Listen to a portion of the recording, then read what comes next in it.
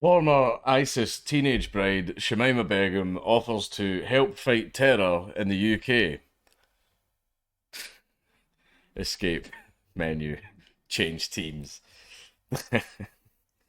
Shamima Begum, who left the UK for Syria as a teenager, says she will regret joining the Islamic State group for the rest of her life and has offered to help the UK fight terrorism. The best way you can do that is by not coming here, because you're a terrorist.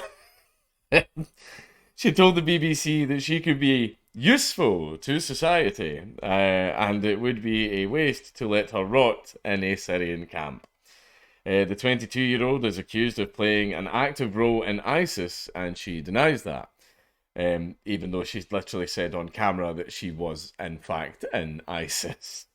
Sajid Javid is standing by the decision to revoke her citizenship. Shamima Begum was 15 when she and two other East London schoolgirls travelled to Syria to join ISIS. There, she married a Dutch recruit who lived under ISIS rule for more than 3 years. In 2019, she was found 9 months pregnant in a Syrian refugee camp. Her baby later died of pneumonia, and Miss Begum says she had previously lost two other children. The then Home Secretary, Sajid Javid, stripped Miss Begum of her UK citizenship on national security grounds. Everybody knows the story about this, obviously, it's just going over it again. Miss Begum has previously said that the 2017 Manchester Arena bombing, in which 22 people, some of them children, were killed in a bombing claimed by ISIS, was similar to military strikes on ISIS strongholds and called the terror attack retaliation. Are you are you wondering why we don't want you back here, Shamima? Okay, now. Asked by BBC reporter Joss Baker how it made her feel to think back to being a part of a group that committed genocide and murder around the world, she says, "It makes me sick to my stomach, really. It makes me hate myself. I mean, you were aware of those things before you went to join. It's not like they had like the good reputation. It wasn't, like the Nazi party in like 1933, and then it was like, yeah, these guys kind of seem okay, and then it gets to 1939, and you're like, wait a minute. Wait a minute, this isn't what I signed up for. I mean, it was pretty evident everybody knew what ISIS was, right? Everybody knew exactly what they were, and you went and joined anyway. Asked by BBC reporter, oh yeah, I've just read that part. In the interview for BBC Sounds and BBC 5 Live, Miss Begum also says that she only now felt comfortable talking about her true feelings. Uh huh. A reporter asked whether she had changed her opinion on ISIS because it had not created the caliphate.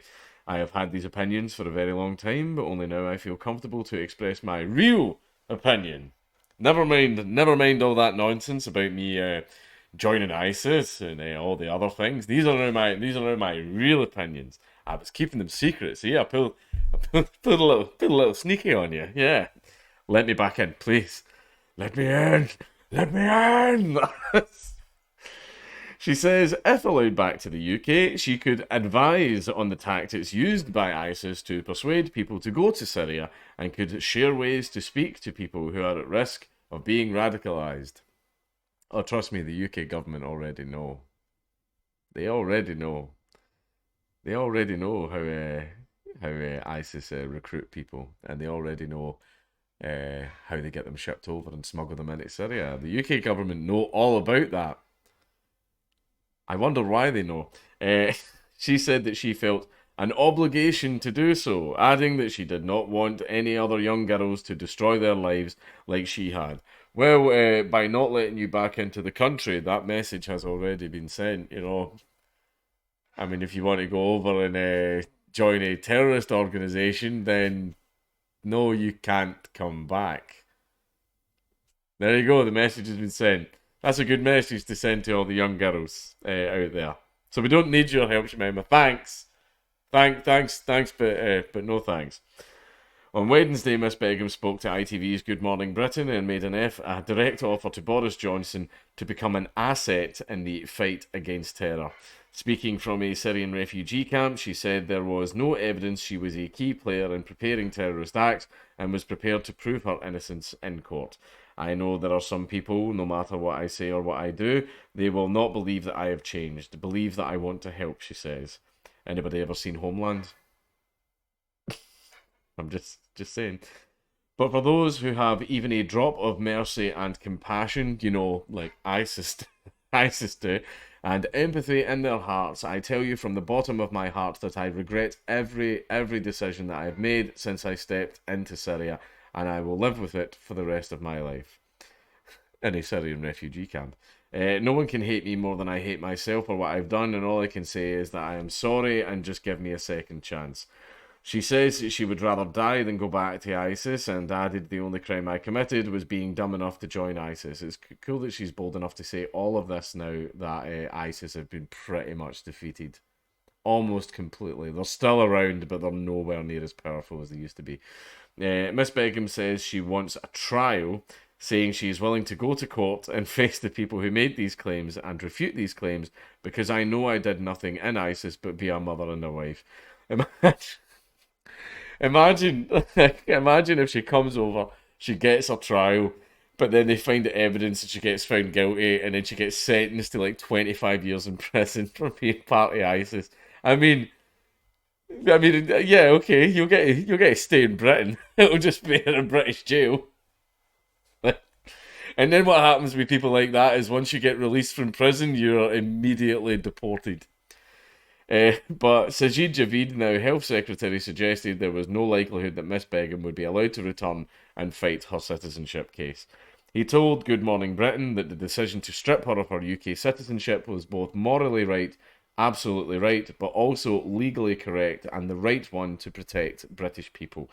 I won't go into details of the case, but what I will say is that you certainly haven't seen what I saw, he added.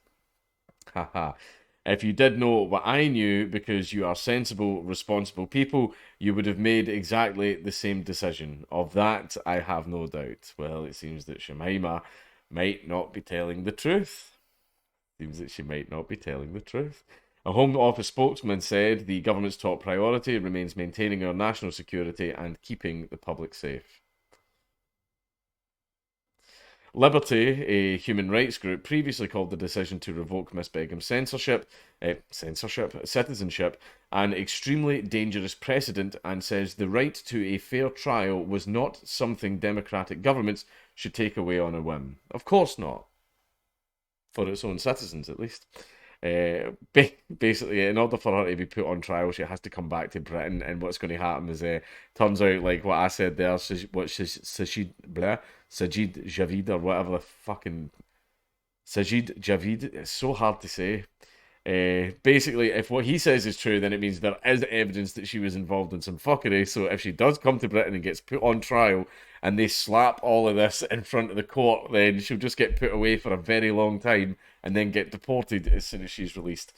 One of the girls who travelled with Miss Begum, Khadija Sultana, was reportedly killed in a bombing raid, but the fate of the third girl, Amira Abbasi, is unknown. Miss Begum has previously said that her husband had been held in a prison where men were tortured and had surrendered to a group of Syrian fighters. Now, as far as the Shamima Begum case goes, no, she should not be allowed back, especially if there is evidence that she did get up to some fuckery. Basically, it's just for the best, right? I mean, everyone's known my opinion on it for a while. If there is someone who has literally went abroad and joined a terrorist group whose sole job is the complete destruction and subjugation of your entire country, then no, you can't come back. Sorry. You know, we all make dumb decisions when we're young. For example, I've made dumb decisions, but none of them involved, joining a literal terrorist group.